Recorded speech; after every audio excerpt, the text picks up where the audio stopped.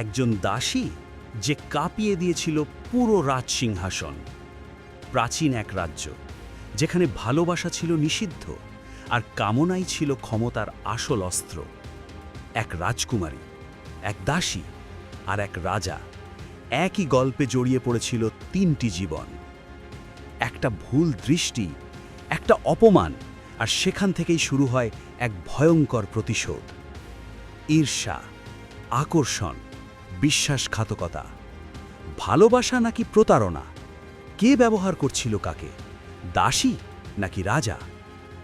কামনা যখন সীমা ছাড়ায় তখন ভেঙে পড়ে রাজ্য, সম্পর্ক আর সম্মান।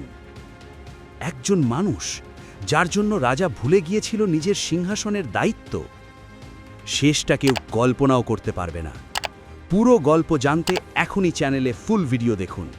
সাবস্ক্রাইব করতে ভুলবেন না যেন।